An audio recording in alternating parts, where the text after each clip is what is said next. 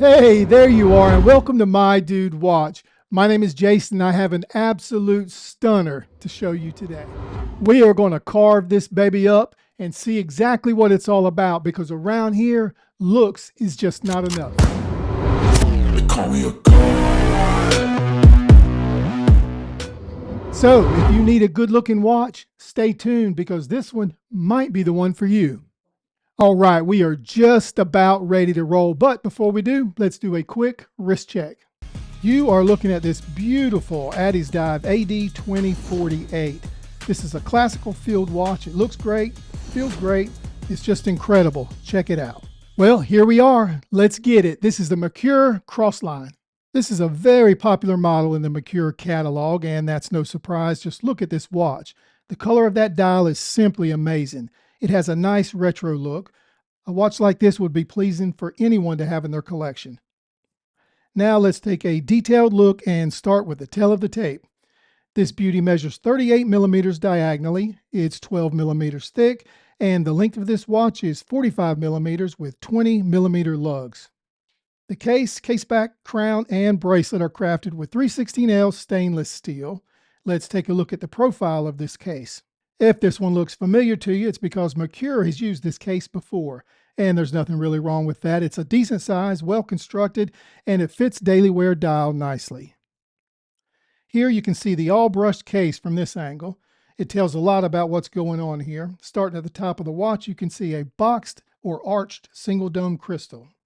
You'll notice that it sticks way out from the top of the case. Now, this is mineral crystal. It feels nice, it looks great, but it's still not sapphire. Have another look at this case wall. Here you can see a couple of step downs built into the case. I kind of like that. It's a very interesting look. If you look closer, you can see drilled holes on the downward turned lugs. You can also see a fine bevel that sweeps from tip to tip across the flanks. This is a nice transition from the sides to the top of the case. Moving up to the lug hoods, there's more brushing, and this angle gives you a nice look at the unprotected crown. Let's flip the watch over and have a look at the case back. It's a screw down and has some nice engraving, which helps with the overall aesthetics. Let's move back over to the crown. It's signed with a very large M. It works. It just looks nice. It works appropriately. It's a push down crown, and I can confirm to you there is no ghost position and there is no hacking. This movement is an in-house mechanical movement from Merkur called the M01D. I can honestly find very little on this movement. We can't find any details other than the name and that it's an in-house movement. I am really interested in finding out more about this movement. I can't find anything, but if you guys can, if you'll let me know, it would be great. Let's now discuss the star of the show of this watch, and it's the dial. It's a beautiful retro green that grabs your attention right away. It's a pleasant color that suits this style of watch well. You'll notice that this dial is laid out in segments or sections. As you look further inward, you can see a disc-shaped circle in the middle. And of course, it's here where you can see all of those cross lines. Everything else on this dial is printed, including the outer furthest edges of the dial, which you can see the minute track, and looking just under the 12 o'clock position, you'll see the Merkur name nicely printed. This dial is symmetrical, clean, and extremely legible. Also, there's no lume on this dial anywhere. That in itself isn't all that rare, especially if it's on a dress watch. Lastly, let's take a look at the bracelet. It is made of 316L stainless steel with solid links and solid end links. This bracelet is fine. It's 2-button push release and does the job as expected. To me, the bracelet is manageable, but if I were to keep this watch, I would likely put it on a leather strap.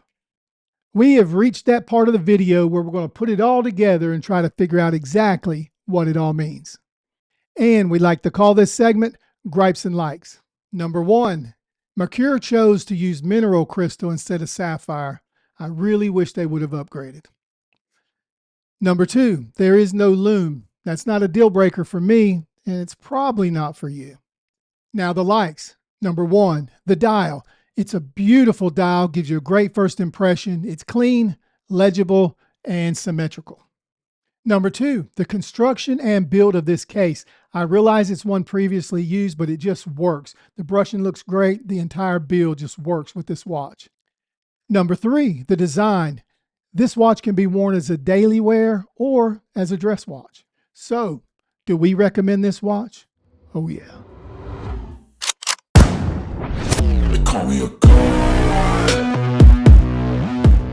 Hey, you made it to the end of another video. Thank you for doing that. If you enjoyed what you saw today, please take the time to like the video and subscribe to the channel.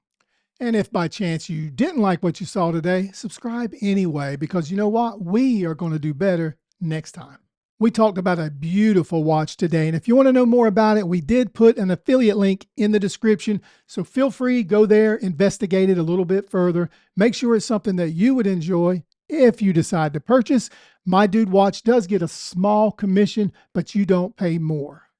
The wife said it's time to wrap it up, so we're going to do that. Thank you so much for watching. We really do appreciate that. My name is Jason with My Dude Watch, but wait, don't forget, dudes can't be... Call me a god.